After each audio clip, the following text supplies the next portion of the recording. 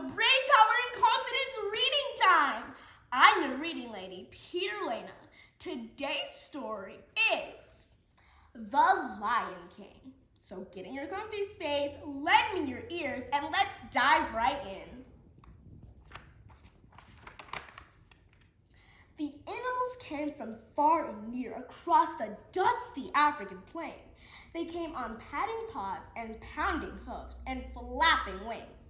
Each beast, from the tiniest ant to the largest elephant, made its way to Pride Rock, for that was the home of the Lion King, and this was a special day in the Pride Lands. Today, Simba, the firstborn cub of King Mufasa and Queen Sabari, would join the great circle of life. The animals took their places and bowed to King Mufasa. Then Rafiki, the wise baboon, stood at the edge of the Pride Rock and held up the little cub for all to see. The great cry rose from all the animals. The elephants trumpeted, the zebras whined, and the birds sang for joy at the sight of Simba, the future Lion King. But one animal did not join the joyous ceremony. Scar, the king's jealous brother, stayed in his den. Later, Scar just laughed when the king's advisor, Zazu the Hornbill, criticized him. Then the evil lion popped the bird into his mouth. Scar would have eaten Zazu if Mufasa hadn't come along just in time. Zazu wiped his feathers off and scolded, "As the king's brother, you should have been first in line at Simba's ceremony." Scar's green eyes gleamed. "I was first in line until that little hairball was born." "That hairball is my son and your future king," Mufasa growled. Scar slicked away. "Don't turn your back on me," Mufasa warned. Scar looked back over his shoulder. His eyes narrowed. "Perhaps you shouldn't turn your back on me." Simba grew quickly. One morning, Mufasa took his son to the top of the Pride Rock and told him, "The circle of life never stops turning. One day the sun will set on my time as ruler and rise with you as king. Then everything the light touches will be yours." "What about that shadowy place?" Simba asked. Mufasa declared, "You must never go there." Suddenly, Zazu swooped down and squawked, "Hyenas in the Pride Lands!" Mufasa frowned. "Zazu, take Simba home." Dad, can't I come?" Simba whined. Mufasa shook his mighty mane.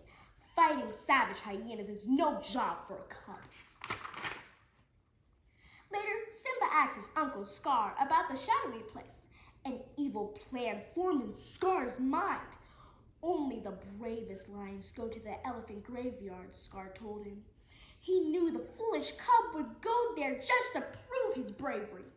Scar was right. Simba couldn't wait to go to the elephant graveyard with his best friend Nala. But how could they go with Zazu watching every move they made? "We've got to ditch that doo-doo," Simba whispered. Nala giggled and agreed. Soon the two friends found a way to escape their feathered babysitter.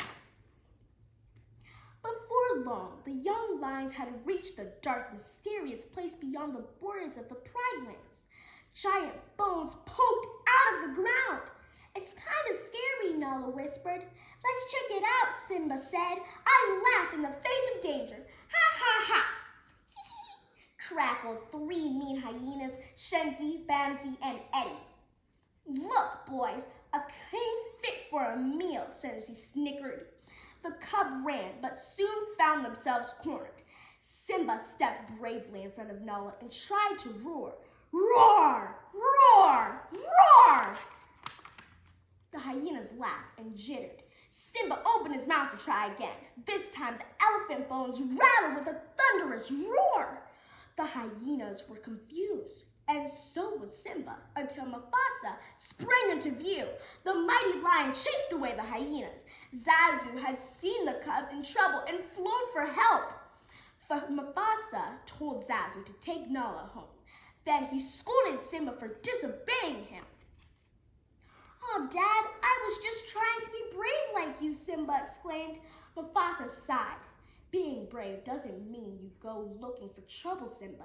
A good king is wise and well as brave. Simba suddenly felt very small. Well, you'll always be with me, right, Dad? Mufasa looked up at the starry sky and said, the great kings of the past looked down on us from those stars. So whenever you feel alone, just remember that those kings will always be there to guide you, and so will I. Later, Scar met with the hungry hyenas. I practically gave those cubs to you, he complained. They weren't exactly alone, Shenzi whined. But Scar had another plan that would allow him to become king. Stick with me and you'll never be hungry again, he promised.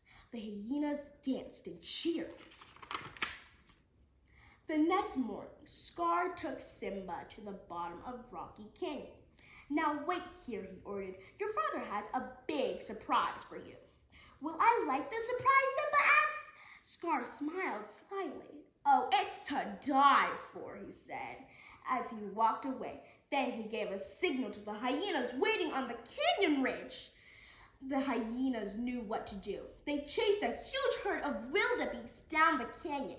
Simba felt the earth shake. He heard the chattering of thunders of hooves.